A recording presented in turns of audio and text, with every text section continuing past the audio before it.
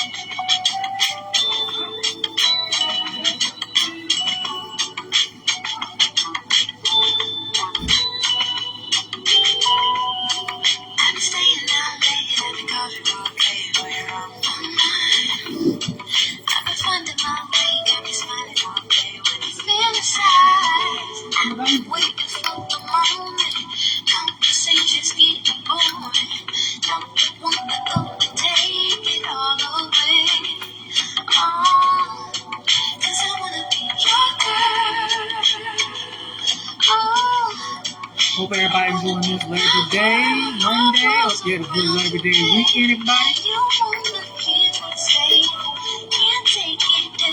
This podcast will be available on demand on the Mechanism Podcast YouTube channel, everybody.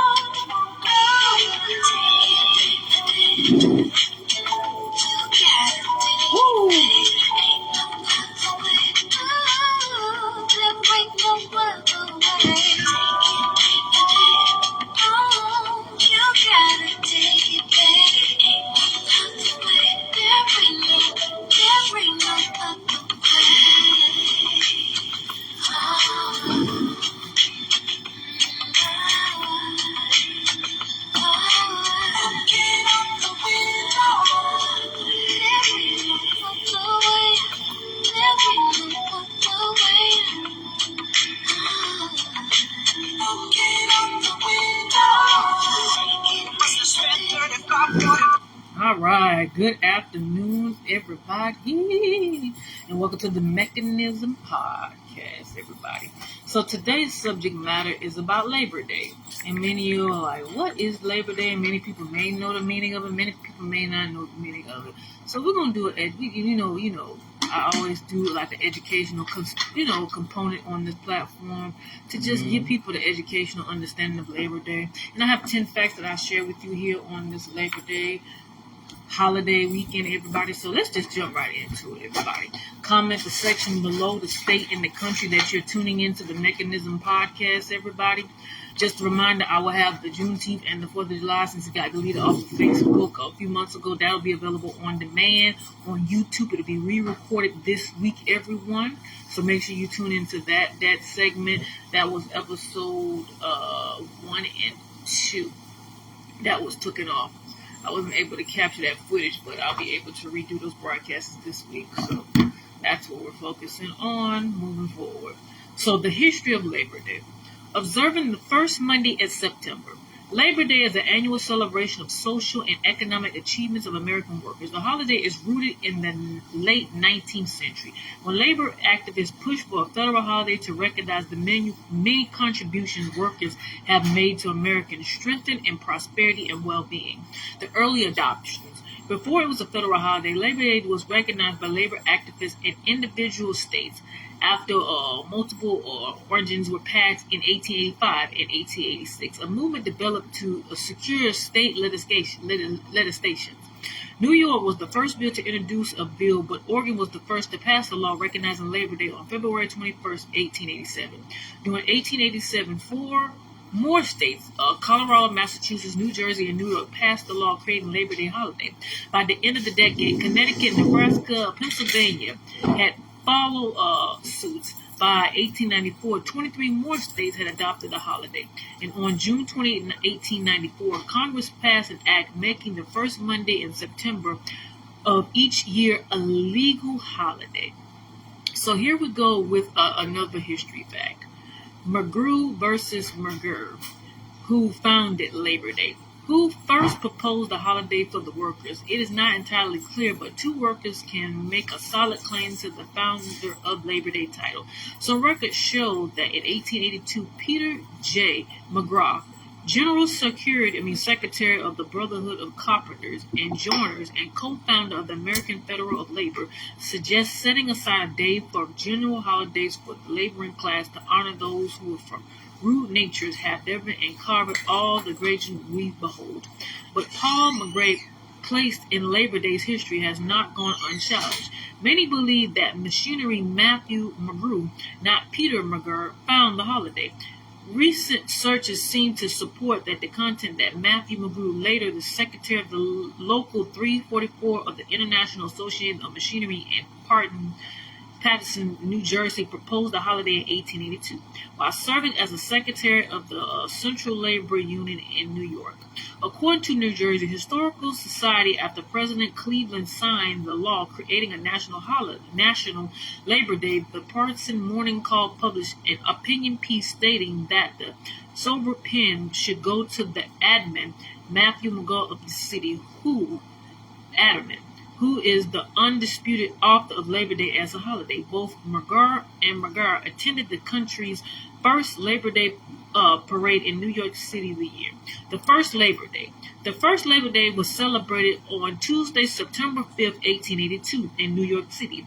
According with the plans of Central Labor Unions, the Central Labor Union held in the second Labor Day holiday just as years later on September 5th, 1883. By 1894, 23 more states had adopted the holiday, and June 28, 1894, President Grover Cleveland signed a law making the first Monday in September of each year a national holiday, a national-wide holiday. Many Americans celebrate Labor Day with parades, parties, festivities very similar to those outlined by the first proposal for a holiday, which suggests that the day should be observed with a street parade to exhibit the strength and cope of trades and labor organizations of the community, followed by festivity for the recreation and amusement of the workers and their families. This became the pattern for celebration of Labor Day. Speeches by parting men and women were introduced later as more emphasis was placed upon the economic and civil saving of the holiday. Still later, by resulting of American Federal of Labor Convention of 1909, the Sunday preceding Labor Day was adopted as Labor Day and declared to the spiritual educational aspect of the Labor Day movement. American labor has the national standard of living and contribute to the greatest production in the world has ever known. And the Labor Day movement has brought us closer to the realization of our traditional ideas of economics and political democrat. It is approaching, therefore, that the national pay tribute on Labor Day to the creation of so much of the national strength, freedom, and leadership of the American workers. All right, everybody. So let's just give you a background history about Labor Day. I like to do these subject matters to just kind of give you an understanding about what Labor Day is, everyone. So now I want to give you 10 facts. Like I said, the podcast is going to be very short and straight to the point. Many other podcasts I've had in the past go a little bit longer. But this is just an educational tool to give you an understanding again about Labor Day. So here's 10 fascinating facts about Labor Day holiday. The first one is the idea first became public in 1882. Number 2, the New York Parade inspired other unions. Number 3, how did the Haymarket Affair influence Labor Day? On May 4th, 1886, a bomb exploded at a Union rally in Chicago and Haymarket Square, which led to a violence that killed several police officers and 4 others. The incident all led to May 1st being celebrated in most nations as the workday.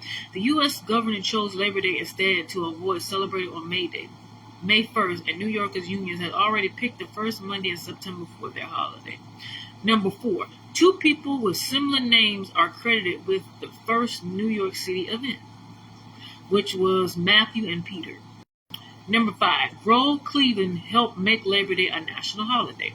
Number 6, the holiday has evolved over the years. In the late 19th century, celebrating focusing on parades in urban areas. Now the holiday is celebrated that honors organization, labor, and fewer parades and more activities. It's also marked the proceeding and the end of the summer season. Number 7, can you wear white after Labor Day? This old tradition goes back to the late Victoria era, which where it was a fashion class to wear any white color clothing after the summer officially end on Labor Day. The tradition isn't really followed anymore. Behind the fashion trend, white indicates you were still in vacation mode at your summer college. Number 8, Labor Day is the unofficial end of hot dog season. The National Hot Dog and Sausage Council said that between Memorial Day and Labor Day, Americans will eat 7 billion hot dogs. Number 9, how many people are union members today? According to the Bureau of Labor Statistics, there were 14.8 million union members in the workforce in 2017. There were 17.7 million in 1983. And number 10, what is the biggest union today? The National Educational Association has about 3 million people who are members, including inactive and lifetime members. So today's segment, everybody, I want you to think about what I shared with you here on the Mechanism Podcast about the Labor Day and the history of it and what does it really symbolize to you. So take time and reflect on everything that we talked about here today on this blessed Monday, everyone, because it's very, very beneficial, everybody. Give me a second. It's a lot that was shared here today in the Mechanism Podcast, everybody. I want you to be aware of the things that I'm sharing with you all here because a lot of people, let me turn this down because I want to play one more song before we end this podcast.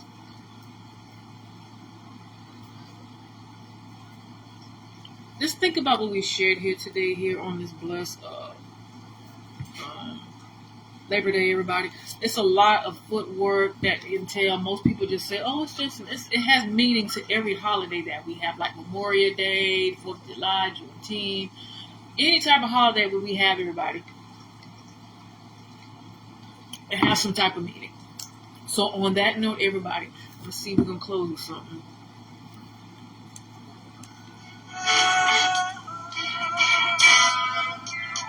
Many of you out there have barbecues. Some of you were at the beach today. Some of you are celebrating with friends and family. Some of you just enjoying this day off and this 3-day weekend that many of us have. This is a time to reflect and just enjoy it. And it's also the end of summer, everybody. So just prepare for fall. And what does fall have in store for you? And what do you have in store for the fall season? We're getting into that segment in the next episode of the Mechanism Podcast in October. We're going to talk about what does fall mean to you? And how does that look like in your life? And you know I got to write that down. My age is telling me, everybody. What does fall look like for you? So I'll be back here next month with episode 5 of the Mechanism Podcast. I'm getting ready to do the one those who've been waiting for me to do in just a minute.